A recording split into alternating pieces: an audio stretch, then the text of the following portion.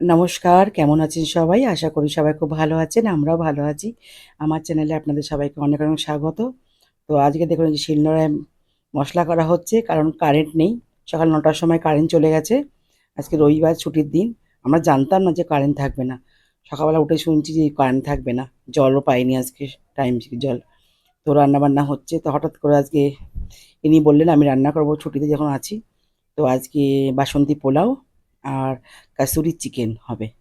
YouTube থেকে মনে হয় দেখেছে, তো উনি রান্না করবে। এবার মশলা তো মিক্সিতে হচ্ছে না, তো এই যে শিলনোড়ায় মশলা বাটা হচ্ছে অনেক দিন পরে। শিলনোড়ায় মশলা বাটা হচ্ছে অনেক দিন পরে।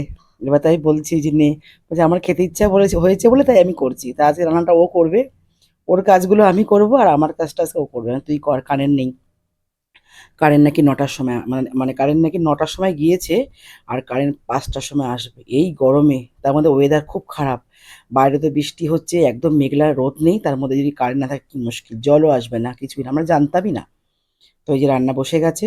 এই যে এই যে মসলা। আগে মাংসটাকে ম্যারিনেট করে রেখে দিয়েছে। যেমন লঙ্কার গুঁড়ো, জিরের গুঁড়ো, হলুদ গুঁড়ো, কাশ্মীরি লঙ্কার গুঁড়ো, টক দই, তারপরে কাসুরি মেথি সব কিছু দিয়ে ওটাকে ভালো করে মাংসটা, টক দই সব কিছু দিয়ে ভালো করে মাংসটাকে আধা ঘন্টা আগে মাখিয়ে রেখেছিল। এখন পেঁয়াজ, রসুন, আদা বাটাটা এটা কষানো হবে। তো প্রচণ্ড গরম, ওয়েদার তো খুব খারাপ। এর আগে তো বৃষ্টির কোনো সম্ভাবনা ছিল না, এখন তো খুবই বৃষ্টি। দীর্ঘ ১৫ দিন, প্রায় ১ মাস হতে চললো, মানে ভালো করে রোদই ওঠে না। প্রতিদিন খুব বৃষ্টি, আর এখন তো ২ দিন ধরে লাগাতার বৃষ্টি হচ্ছে। তার মধ্যে আমরা জানতাম না যে কারেন্ট থাকবে না। কালকে নাকি অ্যানাউন্স করে বলে গেছিলো যে কারেন্ট থাকবে, আমরা জানতাম না। তো আমরা তো উঠেছি যে রবিবার, যেহেতু দেরি করে উঠেছি, 8:30টার সময় উঠেছি আমরা। তো উঠেই ৯টার সময় কারেন্ট চলে গেছে। এবার সবাই বলছে হ্যাঁ নাকি অ্যানাউন্স করে গেছিলো কারেন্ট থাকবে না। তো আমি বললাম সকালে যে জলখাবার হয়ে গেছে, সকালে খাবার দাবার, আর এখন এটা দুপুরে রান্না হচ্ছে। তো অনেকদিন পোলাও করা হয় না। তো হঠাৎ করে ইনি বললেন যে আজকে আমি রান্না করছি সর পোলাও আর এই মাংস। ঠিক আছে, একঘেয়ে চিকেনের তো অনেক রকম বিভিন্ন রকমের আইটেম হয়। তো আজকে এটা হচ্ছে কাসুরি চিকেন। একটু টমেটো সস দেওয়া হলো, মশলাটা ভালো করে কষানো হচ্ছে। আর আজকে হচ্ছে ইনি হচ্ছে রাঁধুনি, আমাদের দিদিভাই। ছুটির দিন হলে মাঝে মাঝে মানে ইচ্ছা মুডের উপর ডিপেন্ড করে। তো আজকে এই যে মাংসটাকে অনেকক্ষণ আগে মাখিয়ে রেখেছিল সমস্ত মশলা দিয়ে। এই মাংসটা খুব তাড়াতাড়ি হয়ে যাবে।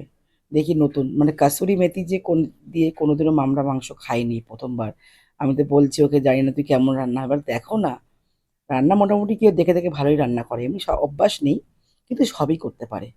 তো আজকে মানে ইউটিউবে দেখেছে কাসুরি মেথি মেথি কাসুরি চিকেন, মানে কাসুরি মেথি দিয়ে। তো দেখা যাক কেমন হয় রান্নাটা।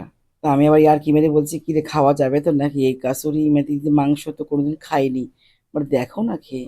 দেখছি, দেখা যাক কেমন। গন্ধটা খুব ভালোই বেরিয়েছে, দারুণ দারুণ বেরিয়েছে গন্ধটা। আর এত গরম, না গরমে খুবই কষ্ট হচ্ছে। ৫টা অব্দি, ৯টা থেকে ৫টা পর্যন্ত কারেন্ট, মানে খুবই সাংঘাতিক অবস্থা। জানি না কি হবে। কালারটা সুন্দর হয়েছে, বেশ তেলটা ছেড়ে গেছে। একটু বললাম আলু দিতে হবে, আলু দেবে, আলুটা ভাজা হয়ে গেছে।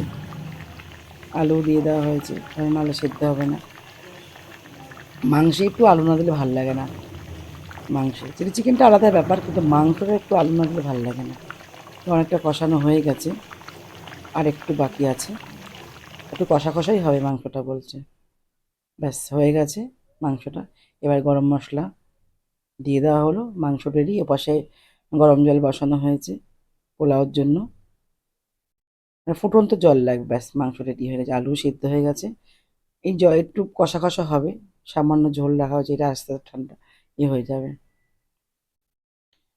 এবার কড়াইতে একটুখানি সাদা তেল দেওয়া হয়েছে আর একটু ঘি। এবার কিশমিশ কাজুটা ভেজে নেবে পোলাওর জন্য। আর ওপাশে গরম জল বসানো আছে, জলটা টকবক করে ফুটবে, তবেই কাজু কিশমিশ একসাথে ভেজে। এই প্রথমবারও পোলাও করছে, আমি যদি বলে বলে দিচ্ছি। তো এই প্রথমবার, দেখা যাক কেমন হয়। মাংসটার গন্ধটা খুব সুন্দর বেরিয়েছে, দারুণ গন্ধ, পুরো ঘরটা পুরো মোহমোহ করছে গন্ধে। খেতেও নিশ্চয়ই ভালো হয়েছে, এখনো খাইনি, দেখা যাক। রান্নার আগ্রহ, এই যখন লকডাউন ছিল না, মানে লকডাউন যখন ছিল তখন তো কোনো খাবার বাইরে পাওয়া যেত না। তখন ও প্রচুর জিনিস বাড়িতে বানিয়েছিল, রসগোল্লা, গোলাপ জামুন, তারপরে আমের আইসক্রিম, সব কিছু। ওটা ভাজা হয়ে গেছে, আর একটু ঘি দিয়ে এবার চালটা একটু ভেজে নিতে হবে।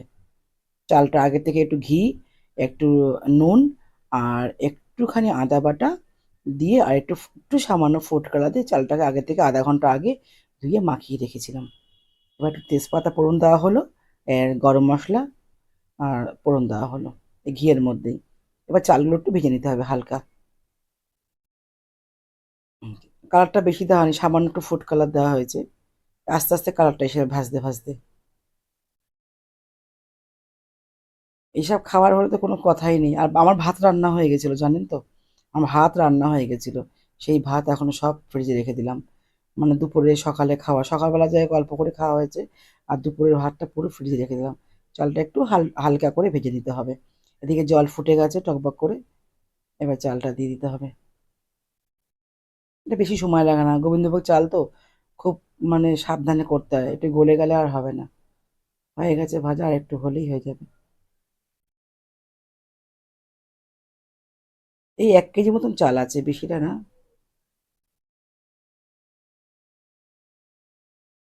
এই যে জলটা একটু কালারটা একটু কম হয়েছিল বলে একটুখানি দিয়েছি ব্যাস। এটা একটু ফুটুন, মানে খুব টকবক করে জলটা ফুটবে তবেই চালটা দিতে হবে। আর শুধু নাড়তে হবে, নাহলে নিচটা লেগে যায়। ব্যাস, ব্যাস মোটামুটি একটু সেদ্ধ হয়ে এসছে। শুধু নাড়তে হবে, নাহলে নিচটা কি হবে, লেগে যায়। নাড়তে হবে শুধু। আর জলটা পুরো মাপ মতন দিতে হবে। যে কয় কাপ চাল দিতে হবে তার ডবল জল দিতে হবে। যদি 4 কাপ চাল হয় তবে 8 কাপ জল দিতে হবে। মাপ মতো জলটা দিলে একদম জলটা পুরো ঠিকঠাক মতন হয়ে যাবে একদম। জল বেশি হলে আবার কি হবে, পুরো সেদ্ধ পুরো একদম মানে জিনিসটা খারাপ হয়ে যাবে। এই জন্য 4 কাপ যদি চাল দেওয়া হয় তো 8 কাপ জল দিতে হবে, এটাই মাপ। প্রথমত একটু অন্যরকম করতাম, এখন একটু অন্যরকম। ব্যাস হয়ে গেছে। এবার কাজু কাজু কিশমিশগুলো এবার ছড়িয়ে দেবো, আর নামানোর আগে মিষ্টি ঘি। ব্যাস, কমপ্লিট। হয়ে এটা করতে বেশি সময় লাগে না, তাড়াতাড়ি হয়ে যায়। এতে বেশি ফুটতে লাগে না। ফ্রাইড রাইসটা আবার একটু সময় লাগে, বিরিয়ানি তো আর একটু সময় লাগে। হয়ে গেছে, এবার একটু ঘি দেওয়া হবো। কালারটা খুব সুন্দর এসছে, দারুণ এসছে কালারটা। দেখুন কালারটা কত সুন্দর এসছে। এইটুকু যেটুকু আছে একটু ভিজে ভিজে ওটা একটু রাখলেই মোটামুটি জলটা পুরো টেনে নেবে, একদম ঝুরঝুরে হয়ে যাবে। কালারটা খুব সুন্দর এসেছে, দারুণ এসছে কালারটা।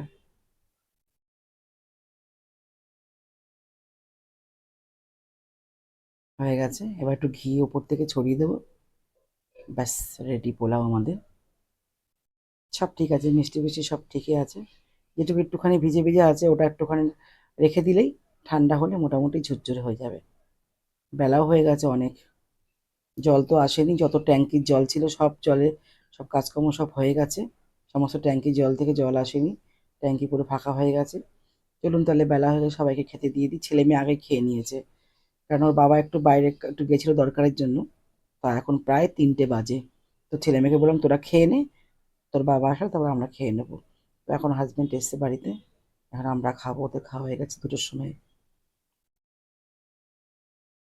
কালারটা খুব সুন্দর হয়েছে। এনার আবার দাঁতে খুব যন্ত্রণা ছিল কদিন আগে, অনেকদিন ধরে খেতে পাচ্ছিল না। তা আজকে অনেক দিন পরে মাংস খাচ্ছে। প্রায় 1 মাস ধরে মাংস খেতে পাচ্ছিল না, মানে দাঁতের এত প্রবলেম হয়ে গেছিল। তো আজকে অনেক দিন পরে মাংসটা খাচ্ছে। কালারটাও খুব সুন্দর হয়েছে, দারুণ হয়েছে। খুব সুন্দর হয়েছে কালারটা, ঝুরঝুরে হয়েছে। খেতেও খুব সুন্দর, আর মাংসটা তো খুব সুন্দর, নতুন একটা মানে চেঞ্জ। দারুণ মাংসটা হয়েছে, খুব সুন্দর হয়েছে মাংসটা। একবার বানিয়ে দেখবেন, দারুণ লাগবে খেতে। খুব সুন্দর হয়েছে মাংসটা, দারুণ টেস্ট হয়েছে, একদম পারফেক্ট। নুন মিষ্টি ঝাল সব একদম। আর পোলাওটাও জুতে হয়েছে। চলুন তাহলে ভিডিওটা এখানেই শেষ করছি, দেখা হবে শিগগিরই পরে একটা ভিডিওতে। সবাই ভালো থাকবেন, সুস্থ থাকবেন, সাবধান থাকবেন। ভিডিওটা কেমন লাগলো অবশ্যই কমেন্ট করে জানাবেন। ভালো লাগলে একটা লাইক করে